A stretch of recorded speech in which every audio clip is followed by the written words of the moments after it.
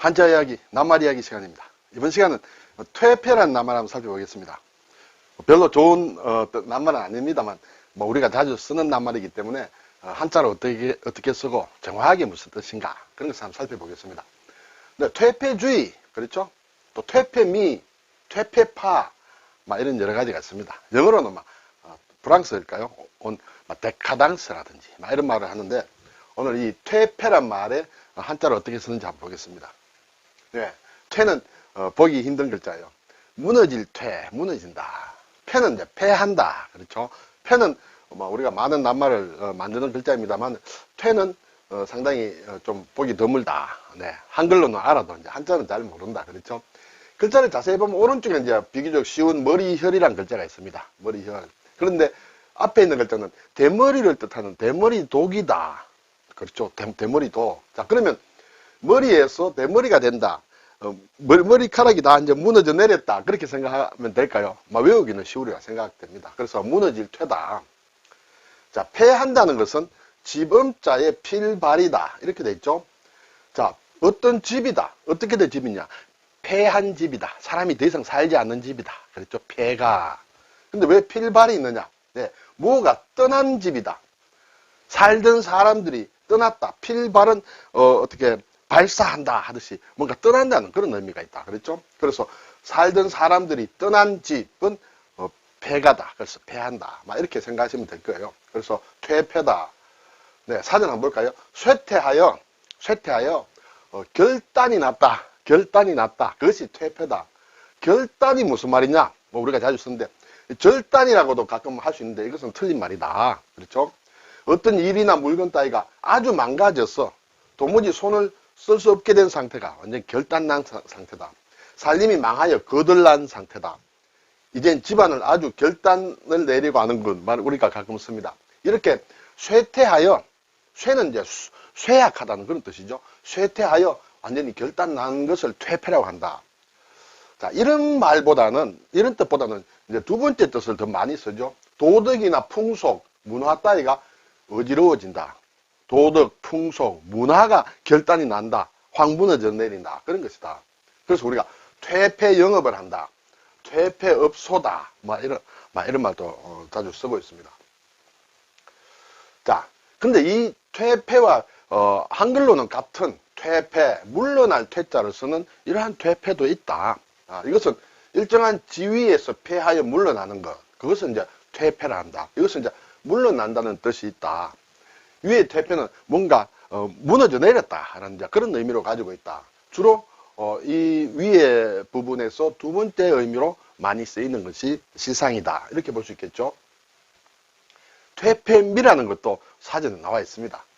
도덕이나 풍속, 문화 따위를 벗어난 데서 느껴지는 아름다움. 뭔가 도덕이나 풍속, 문화가 무너져 내렸는데 거기에서 또 아름다움을 느낀다. 네, 퇴폐미다. 춤이라고 할까요? 추한 것에서도 아름다움을 찾는다는 춤이와 비슷할까요? 어쨌든 이러한 것이 있다. 퇴폐적이라는 것은 상당히 부정적인 거예요. 그렇죠? 그렇지만 뭔가 또 좀 아름다움을 느낀다. 조금 일반적인 것은 아닌 것 같습니다. 퇴폐미술 또는 퇴폐예술이라는 것도 있다. 이것이 좀 복잡합니다만 이왕 나온 김에 사전을 한번 살펴보겠습니다. 사전을 보니 반나치 성향이다. 나치에 반하는 반나치 성향의 미술과 비아리아인, 그렇죠? 독일 계통의 아리아인의 미술 활동을 탄압하기 위해서 나치가 만들었다.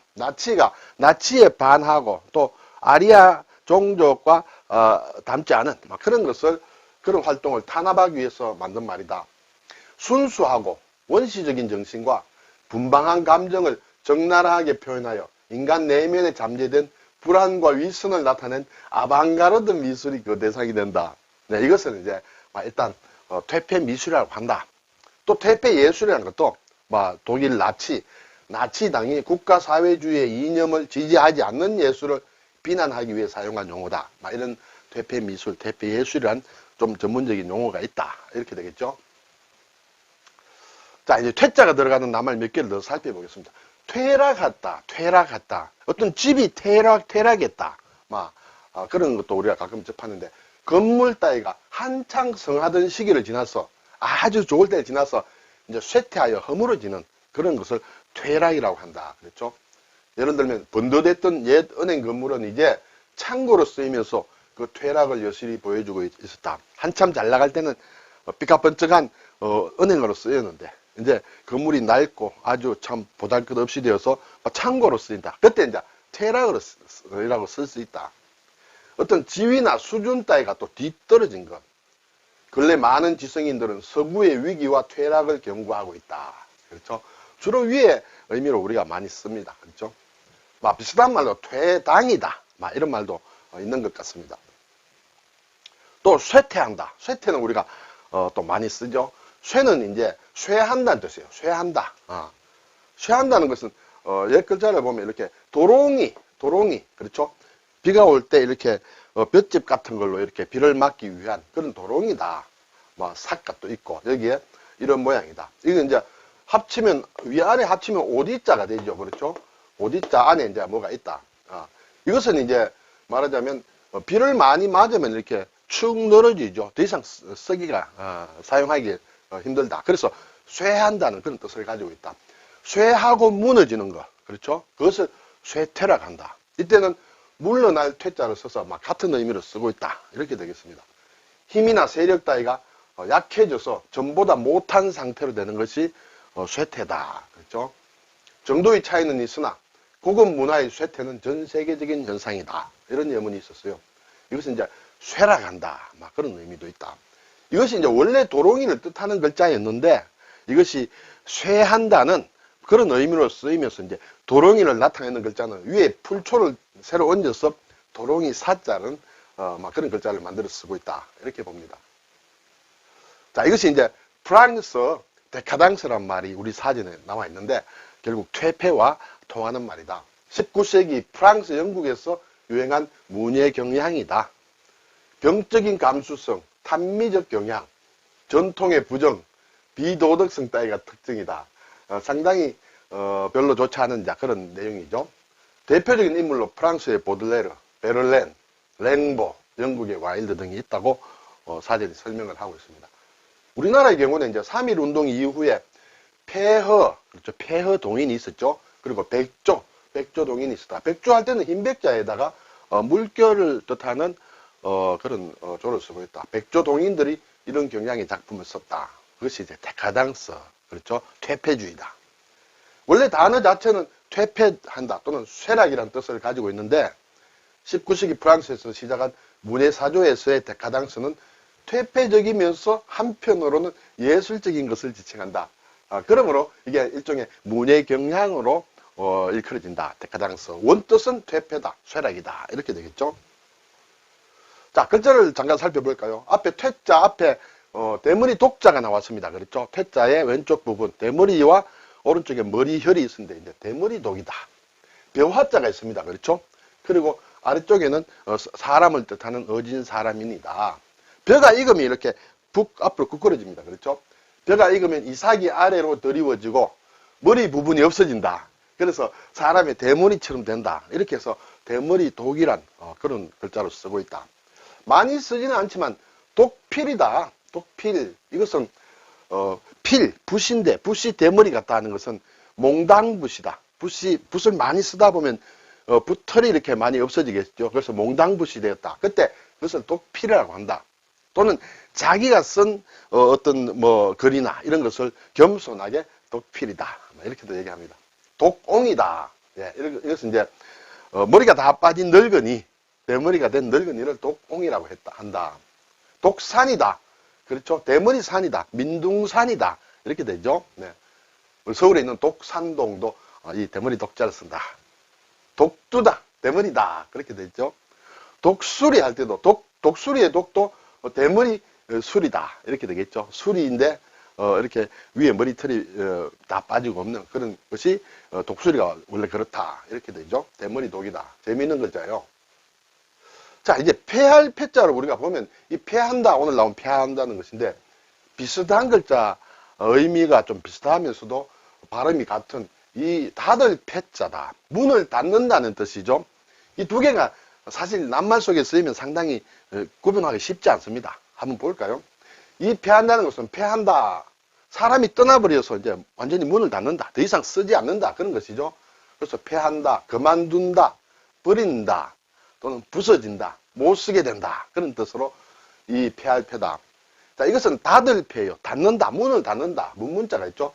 닫는다. 그러면 닫으면 끝난다, 그친다, 잠근다, 끝난다, 그만둔다. 뭐 여기도 그만둔다, 여기도 그만둔다가 있으니 사실 의미상 좀 비슷한 것이 있죠.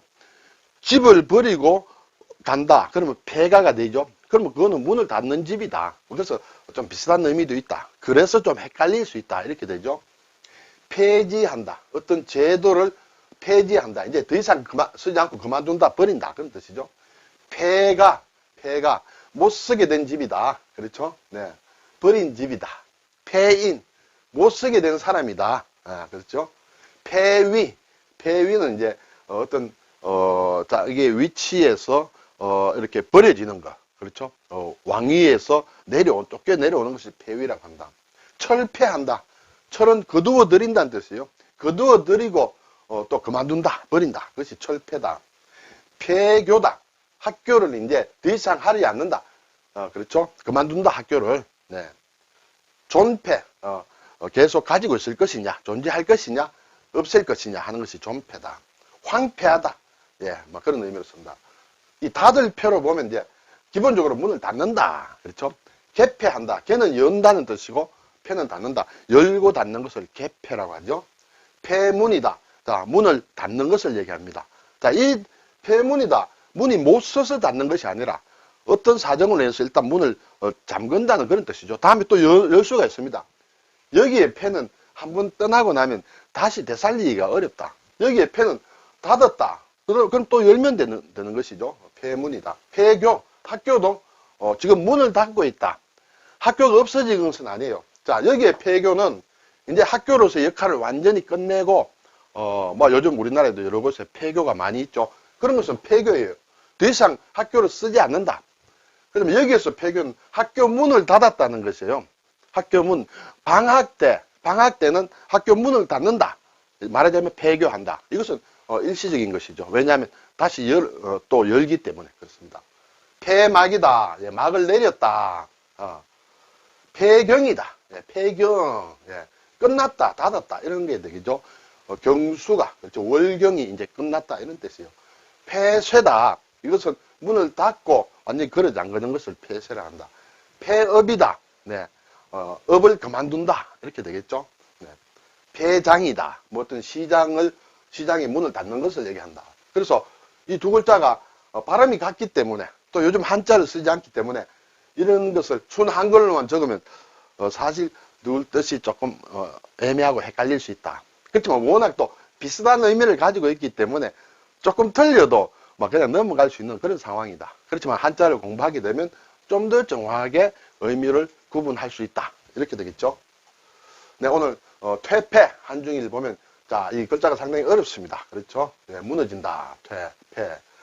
자, 일본에서는 퇴폐란 말을 이 글자를 잘 쓰지 않고 이 글자를 많이 쓴다. 물러날 퇴를 앞에서 보면 물러날 퇴를 쓴 것과 무너질 퇴를 쓴 것은 우리 사진의 낱말이 다르지만은 일본에서는 복잡한 한자를 잘 안 쓰는 상용 한자 아닌 것은 잘 안 쓰는 경향이 있거든요. 그래서 퇴폐란 말을 많이 쓴다.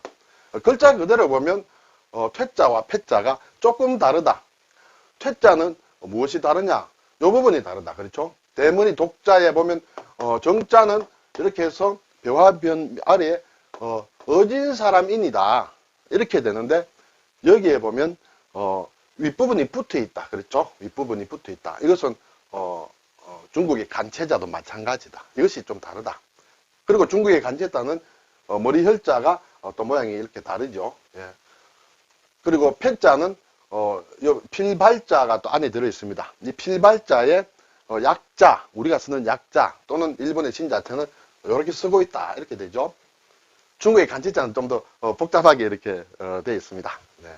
여기에서 제가 간체자까지 보여드리는 것은 사실은 뭐 따로 공부하실 분을 공부하시라는 것이고 한 번쯤 눈여겨보라는 것이고 기본적으로는 우리 한자를 아는 게 중요하다. 그리고 일본의 신자체는 또 우리가 약자로 많이 쓰고 있기 때문에 이 정도까지는 꼭 알았으면 좋겠다. 그런 생각이 듭니다. 그래서 퇴폐, 한중일 낱말이 이렇게 되어 있다.